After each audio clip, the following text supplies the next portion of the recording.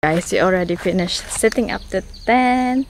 Good morning, beautiful people. Welcome back to our channel, The British Filipina Family. For today's video, we will be going to waking up, sunlight spilling in the room, a quiet moment, love just being you and bloom. Rice and fish, breakfast made of care and grace, building dreams together, we found our place. Hello beautiful people, and for today's video ay nandito nga tayo sa aming small farm. Magka-camping nga kasi yung mga cousin ko at sinamahan ko sila. Ayan si Gia at si Joanne, pinapakain nila yung rabbit nila ni Tita Inday. These rabbits nga pala are both males kaya hindi sila manganganak.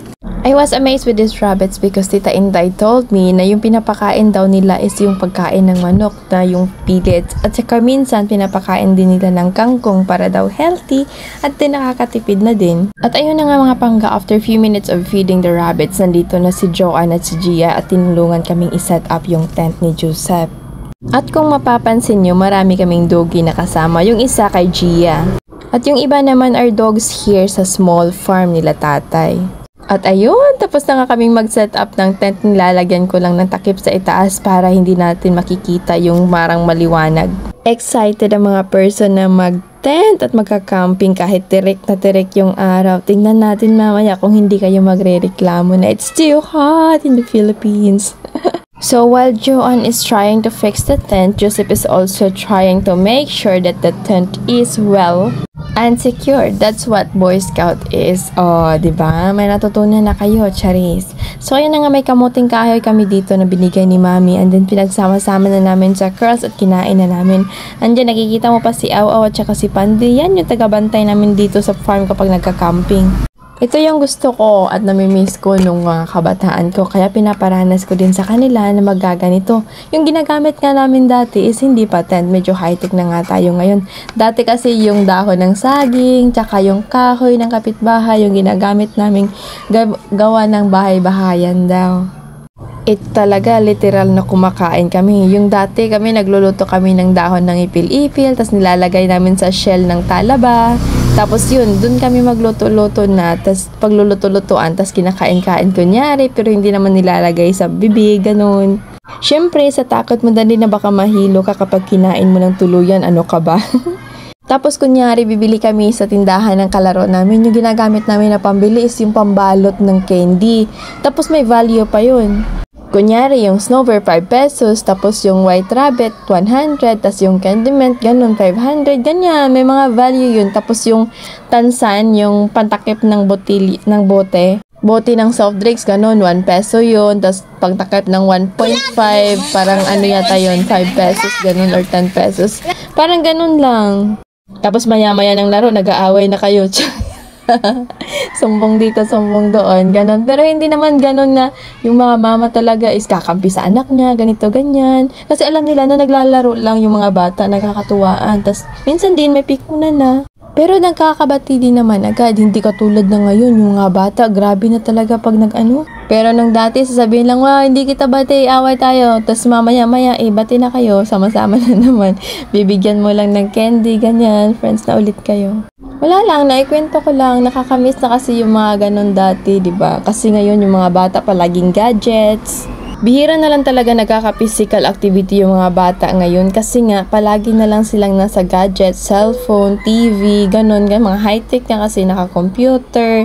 Pero yung mga kabataan noon, grabe, pag nasa labas talaga, may patentero, piko, Chinese garter, tumbang preso, loksong baka, jumping rope, at may habulan pa talaga sa taas ng puno ng mangga. At marami pang iba na kung iisipin mo ay paano mo nagagawa yun na napaka-flexible na yung katawan. Ngunit ngayon, konting yuko lang at galaw-galaw ay sumasakit na agad yung likod mo at marami ka pang hinanaing na sakit sa katawan mo. Kaya masasabi ko talagang swerte yung mga batang ipinangak nung batang 90s kasi nga ang dami nilang na-experience na bihira na lang ma-experience ng mga bata ngayon kasi nga laging nasa gadgets at nasa loob ng bahay. Ako lang talaga yung papipiliin, mas gustong-gusto ko na pumunta or tumira sa bukid o kaya sa probensya. Wala man kami ditong malalaking mall o kaya malalaking buildings, sagana naman kami sa mga pananim at magagandang tanawin at fresh na simoy ng hangin na hindi nyo makukuha kapag kayo ay nasa city. Ito ay kung pagpipiliin lang ako ha, gustong gusto ko dito na mamumuhay sa probinsya. Pero hindi ko rin naman masisisi kung bakit nasa city nakatira yung ibang tao kasi nga nandun yung mas maraming opportunity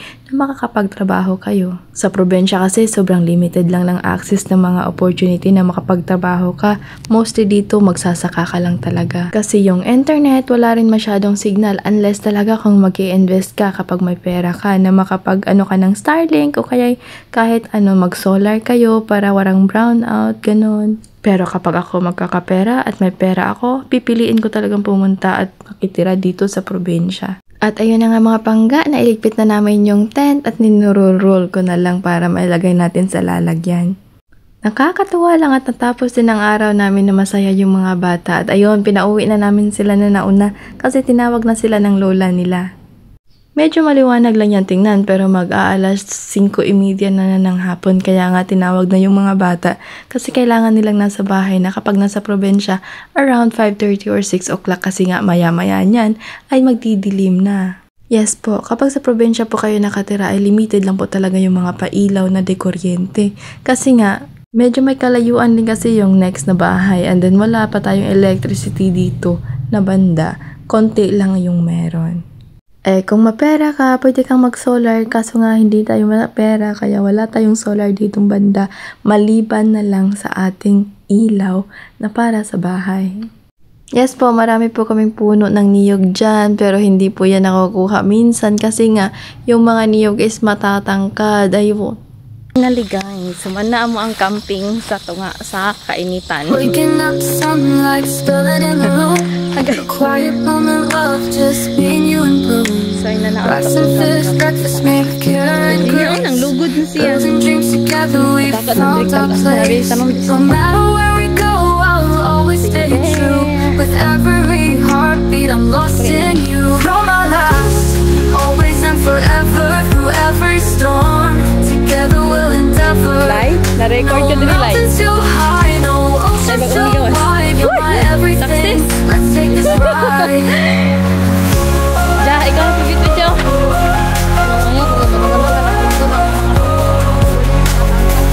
Gani ka na kay buling. Uban gani wala. Hindi na sila magkabuling. You looked at me and whispered, this is just a start. No secrets, no lies. We are two beating Wala hearts lang gitugon sa inyo against kamugay the lang. world. It's just you and me. Facing every challenge, we'll break free. In your eyes, I see forever. Everything I adore. You're my sanctuary, the one I adore. You're my last, always and forever, through every storm. Together we'll endeavor. No mountains too high, no oceans too wide. You're my everything. Let's take this ride. You're my last, always and forever. Through every storm, together we'll endeavor. No mountains too high, no oceans too wide. You're my everything. Let's take this ride. Something in your hand, we're writing our story. In this love, we found our glory. End of story. You're my last, always and forever, through every storm. Together we'll endeavor. No mountains too high, no oceans too wide. You're my everything. Let's take this ride. You're my last, always and forever. Through every storm, together we'll endeavor. No mountains too high, no oceans too wide. You're my everything. Let's take this ride. Holding your hand, we're writing a story. In this love, we found our glory. End of story.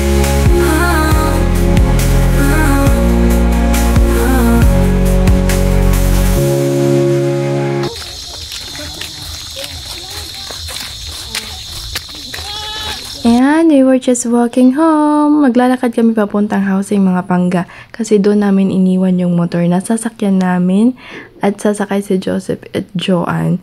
Pero si Gia doon na kasi nga nandun na yung bahay nila sa may housing. And yes, tama po yan. Yan po yung kambing at marinig niyo po na yung hunin nila na mi. That's the goat. Ito yung mga gusto kong activity or ginagawa kapag gumagala. Yung naglalakad, nagka-hiking, nagka-running, ganon. Yung pabukid, paprobensya, padagat. Ayoko lang, minsanan lang yung pa-mall. Kaya sa isang taon, kunyari mga 6 na bisis lang mag-mall. Ganun. Mas gusto ko talaga yung probinsya, mga pangga. Nai-enjoy ako doon. At na-amaze ako sa mga view, sa mga pagkain na sobrang fresh, lalo na yung buko, and then yung smell, yung sariwang hangin ba na walang pollution, na hindi polluted yung air, ganon.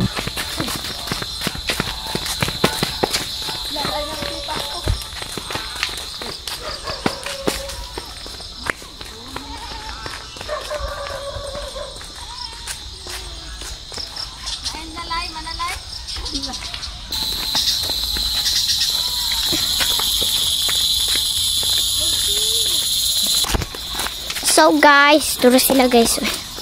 Nalingo-lingo naman ni Tara si Ate Gia, si Ate Joanne, At yan po yung palagi niyong maririnig dito sa probinsya, yung mga huni ng ibon, huni ng kambing, at kung ano-ano pa man. So anyway mga pangga, we have so much fun today. I hope you also enjoy the video. Please subscribe if you haven't, and that's it for today. Thank you guys for watching. This is Miss Laga Wonder. Bye!